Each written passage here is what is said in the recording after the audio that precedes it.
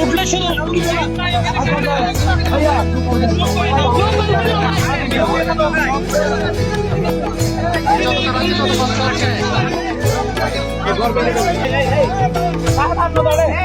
শুধু ইউনিয়নে এসছে এবং এখানে মানবতর জীবন যাপন করছে মানুষ, কারণ বন্যার পূর্ব প্রস্তুতির যথেষ্ট ঘাটতি ছিল এবং সরকারি ব্যবস্থাপনার তারা যেমনটি বলছিলেন যে এখানে যে সুইচ গেট আছে সেগুলোকে হচ্ছে মাছের ঘের বা এগুলাকে মিসঅ্যাপ্রোপ্রিয়েট করা হয়েছে রাজনৈতিকভাবে।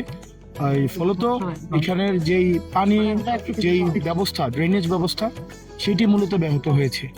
ফলশ্রুতিতে এই বন্যাটি সৃষ্টি হয়েছে এবং মানুষের যে মানবতার জীবন, হাঁটা চলার পরিবেশ নেই, খাবারের সংকট রয়েছে এবং আজকে এই জায়গায় 2 জন ডায়রিয়ার কারণে মৃত্যুবরণ করেছে।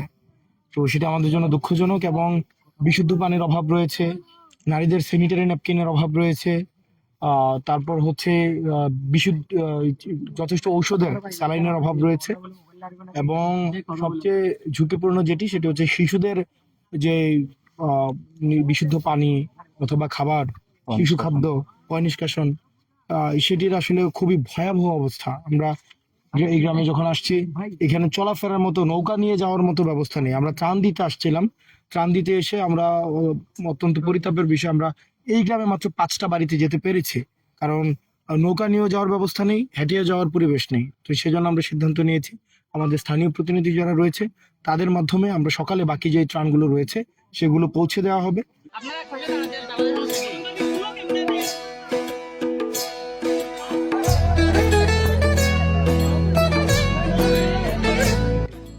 এখন এইখানে যেটা আমরা স্থানীয় এমপির সাথে কথা বলেছি, এখানকার ইউনো এসিলেন তাদের সাথে কথা বলেছি এবং মানুষ খুবই দুরবস্থায় আছে।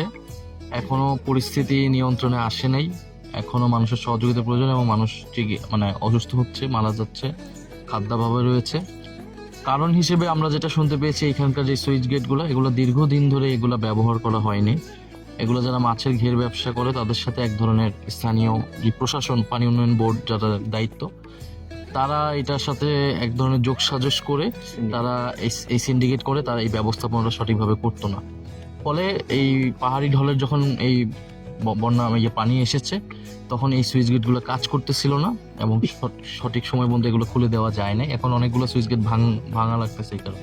তার মানে আমরা জানি এবার অতি বৃষ্টি হয়েছে, প্রাকৃতিক কারণ ছিল, কিন্তু এই যে আমাদের প্রশাসনিক ব্যর্থতা যে এখানে আমাদের এবং রাজনৈতিকভাবে যে একটা এখানে অপব্যবহার, এটা কিন্তু একটা প্রধানতম কারণ। এখানে যারা ঘের ব্যবসায়ী তারা অবৈধভাবে প্রশাসনকে দিয়ে সুইচ গেটগুলো বন্ধ করিয়ে রাখে।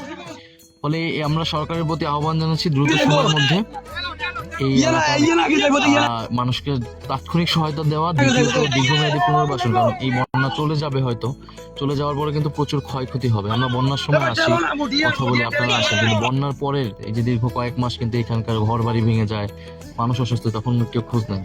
এই পুনর্বাসন প্রক্রিয়া যাতে নেয়। তৃতীয়ত হচ্ছে সরকার যাতে দীর্ঘমেয়াদী একটা পরিকল্পনা নেয়, যাতে এই এলাকায় এই ধরনের অতিবৃষ্টি হলে যাতে আমরা কি ধরনের ব্যবস্থা নিব সেটা যাতে তারা একটা পরিকল্পনার ভিতরে রাখে। পানি নিয়ে আমাদের একটা জাতীয় পরিকল্পনা প্রয়োজন। আমাদের এই নদীগুলা আর এই ভারতের সাথে প্রথমত এইবার কিন্তু গঙ্গা চুক্তি শেষ হয়ে যাচ্ছে, তো সেটা নিয়ে আমাদের নেগোসিয়েশন বার্গেন করতে হবে এবং অন্যান্য নদীগুলোর ক্ষেত্রে বার্গেন করতে হবে এবং অত্যাধুনিক প্রযুক্তি ব্যবহার করে আমাদের নদীগুলো সংরক্ষণ এবং সেটার যাতে মানে নদী চলাচল, নাব্যতা যাতে সবসময় ঠিক থাকে, এটার জন্য আমাদেরকে কাজ করতে হবে। আর তিস্তা মহাপরিকল্পনা এটা হইলে উত্তরবঙ্গের কিন্তু একটা বড় সমস্যার সমাধান হয়। সেটা এবার প্রধানমন্ত্রী চীন সফর করেছিল, আমরা ভাবছি তিনি হয়তো এই অর্জনটা নিয়ে ফিরে আসবেন। আমরা এখনো এই অর্জন দেখি নাই। সরকার এখন সামনে দেখবো সরকার কতটুকু এটা বের করতে পারে।